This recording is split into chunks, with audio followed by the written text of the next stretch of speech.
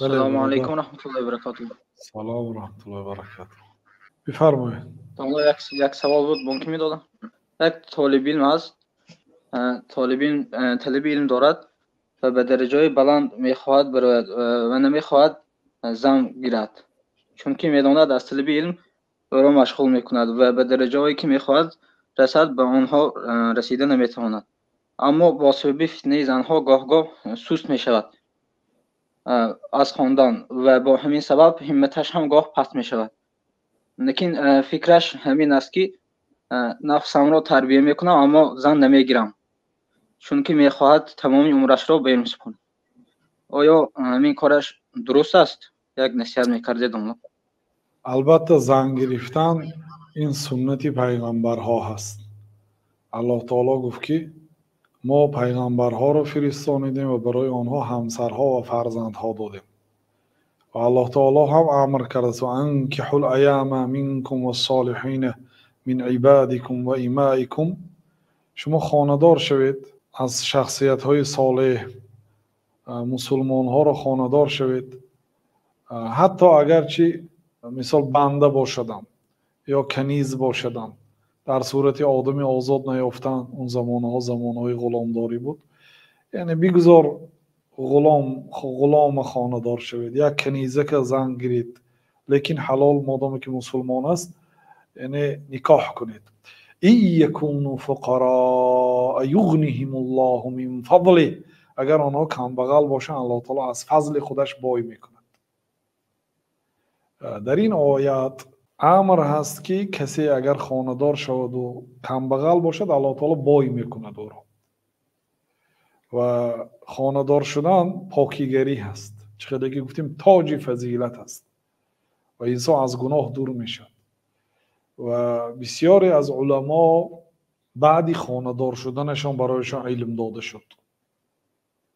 یکی از عالمای کلام میگفتند که بعد اینکه خانه‌دار شدم الله تعالی برای من کشایش داد، فهم داد و وقتهایم برکت داد، علم آموختم. بنابراین اصل همین است. ولی تقریبا 20 نفر عالم‌ها در حیاتشان زن نگرفتند. لیکن اونها مثل ما نبودند. اونها چنان به علم مشغول بودند که به فکرشان زن نمی آمد، حاجت نداشتند. یعنی بسیار مشغول بودند. درباره آنها ما نواری داریم. 20 نفر عالمانی که خانه‌دار نشدند. به همین معناها بتوانید گرفته گوش کنید سببش را و حکمتش را. لیکن اصل اینکه انسان خانه‌دار شود. بنابراین مادامی که طلب علم میکنید برادر عزیز، نصیحتی ما این است که خانه‌دار شوید. یا زنی را که قدر علم را میفهمد، طالب علم است، همراه طلب علم میکنه، به هم دیگر کمک میکنه، انشاءالله کشایش میشه. حضرت علی رضی الله عنه گفتند که کل یوم لا نعصی الله عز وجل فهو لنا عید. هر روزی که گناه نمیکنیم اون روز برای ما عید است. مهم این است که گناه نکنید. و این چنین انسان که خانه‌دار شد در نزد همسرش آرام میگیرد. لتسکنوا الیها، تا اینکه در نزد او آرام گیرید. الله تعالی میتونست انسان از چقدر که حضرت آدم اول خودشون آفرید همین خیل ماند، لیکن از حضرت آدم برای خودشان جفت آفرید تا اینکه در نزد اون جفتتان آرام گیرید. گفت این دلالت می‌کند که بدون جفت آرامی نیست. بنابراین خانه‌دار شد به طلب علم انشاءالله ضرر نمی‌کند. کسی که برای طلب علم وقتش را جدا کند، کسی که خالصا لله به خاطر رضایت الله تعالی به سوی علم قدم نهاد، علل خصوص در این زمانه فتنه، در این زمانه‌ای که طالب علم کم شدند، الله تعالی رزق او بر ذمه الله تعالی هست. و العلم خیر من صلاة نافله فقد غذا الله برزق کافله. امام سیوطی گفتند که علم از نماز نافله بهتر است. کسی که اگر روی به علم بیاره الله تعالی رزقش به عهدهش میگیرد، یعنی رزقش میرسانه. یا برده نام باشدن میشه. انشاءالله دیری نگذشته علم جمع میکنه. جزاکم الله خیر. باید دیگر سوال بود.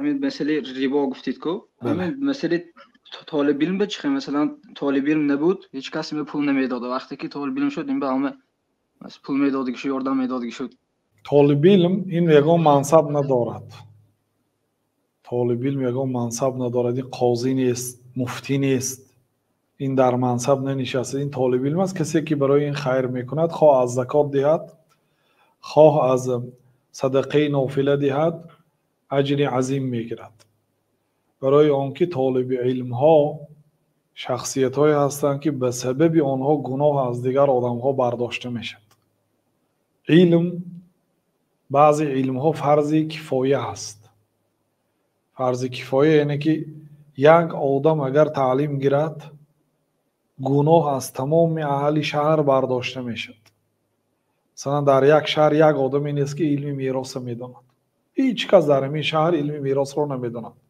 همه گناهکار میشه چون هیچ کس نکرد یک نفر اگر آموزد گناه از تمام اهل شهر برداشته میشه یک نفر علم تفسیر میداند یک نفر علم مصطلح الحدیث میداند یک نفر علم اصول فقه میداند گناه از دیگرها برداشته میشه چگونه ما به این شخص نیکی نکنیم ما رو از گناه خلاصی میدهد برای ما احکام شریعت فردا میرساند برای ما نرساند برای فرزندان ما میرساند بنابراین برای اونها خیر کردن و زکات برای زکات هم سزاوارترین شخص ها طالب علم هستند چون که اونها از بهر جمع آوری کردن پول و مال دنیا برآمدند حتی بعضی آنها اگر پول و مال جمع کنند از ما و شما دیده زیاد جمع میکنند مهارت تجارت دارند مهارت پولیاوی دارند لیکن وللآخرة خیر لک من الاولی آخرت از دنیا دیده بهتر است